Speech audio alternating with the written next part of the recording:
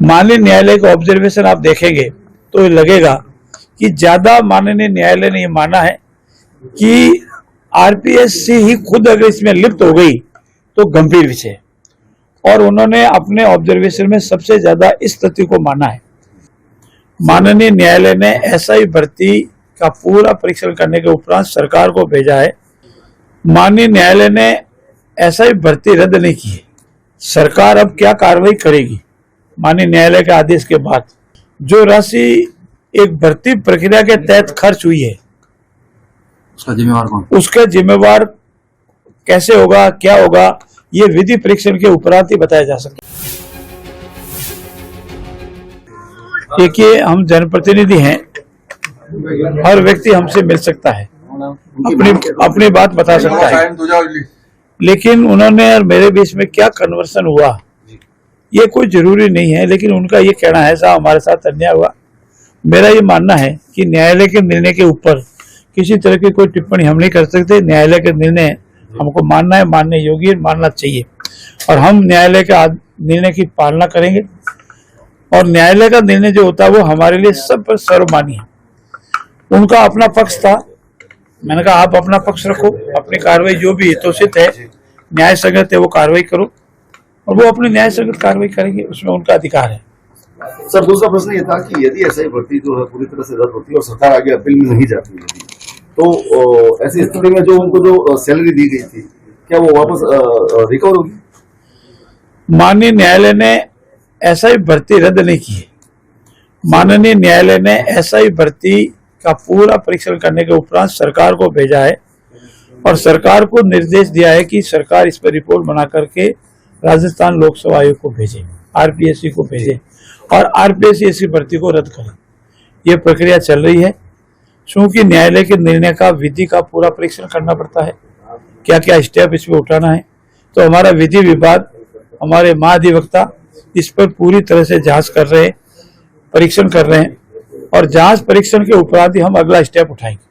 Sir, court ने सब टिप्पणी करते हुए कहा कि राज्य सरकार आरपीएससी को जो है अनुशंसा करे कि यह रद्द किए जाने चाहिए। अब राज्य सरकार क्या इसके ऊपर स्टेप उठाने वाली है? क्योंकि कल आपकी कैबिनेट की बैठक भी है, उसमें भी क्या यह मुद्दा उठाया जाएगा? कैबिनेट का एजेंडा आया नहीं, इसलिए एजेंडा आने के बाद ही मैं बताऊंगा। जहां तक सरकार अब क्या कार्रवाई करेगी माननीय न्यायालय के आदेश के बाद, जैसा मैंने आपसे पहले कहा, पूरे 200 पेज का निर्णय है, अनेक ऑब्जर्वेशन है, अनेक माननीय सर्वोच्च न्यायालय, अन्य उच्च न्यायालय का उसमें उद्धरण है, तो विधि अनुसार पूरा परीक्षण किया जा रहेगा, और माननीय न्यायालय के आदेश की पालना में विधि अनुसार परीक्षण करने के उपरांत जो विधि सम्मत राय है वो राय हम आरपीएससी को भेजेंगे। सर, ये 200 करोड़ रुपए खर्च हुए, ये किन से वसूला जाएगा? ये 200 करोड़ का आंकड़ा हमारे पास नहीं है, लेकिन ये 200 करोड़ हो या कोई करोड़ हो, कोई भी राशि हो, जो राशि एक भर्ती प्रक्रिया के तहत खर्च हुई है उसका जिम्मेवार कौन? उसका जिम्मेवार कैसे होगा, क्या होगा, ये विधि परीक्षण के उपरांत ही बताया जा सकता है। आरपीएससी को इसका जिम्मेदार मानते हैं? देखिए, ये एक स्वायत्तशासी संस्था है, मेरे कहने से और नहीं होने का, माननीय न्यायालय ने जो ऑब्जर्वेशन दिए है, माननीय न्यायालय का ऑब्जर्वेशन आप देखेंगे तो ये लगेगा कि ज्यादा माननीय न्यायालय ने ये माना है कि आरपीएससी ही खुद अगर इसमें लिप्त हो गई तो गंभीर विषय, और उन्होंने अपने ऑब्जर्वेशन में सबसे ज्यादा इस तथ्य को माना है। इसीलिए इस पार्ट का भी परीक्षण हो रहा है, और परीक्षण होने के उपरांत आरपीएससी की लिप्तता के बाद पूर्ववर्ती कांग्रेस सरकार को विचार करना चाहिए, और भविष्य में हमको भी ध्यान रखना चाहिए कि हम किन माननीय सदस्यों का उसमें नियुक्ति देते हैं, और वो बेरोजगार नौजवान भाई बहनों के लिए क्या कुठारघात होता है। और हमारी जो एक विश्वास करने की स्वायत्तशासी संस्था है, जिसको हटाने की इतनी लंबी बड़ी प्रक्रिया, संवैधानिक प्रक्रिया है, उसमें उन महानुभावों का चयन करें जिस पर किसी तरह की कोई अंगुली नहीं उठावे। मेरा व्यक्तिगत रूप से मानना है, ये भी आरपीएससी चेयरमैन साहब साहू साहब का जो सिलेक्शन हुआ है, कोई पूरा पुलिस का कैरियर रहा है, पर किसी ने आज दिन तक उस पर अंगुली नहीं उठाई।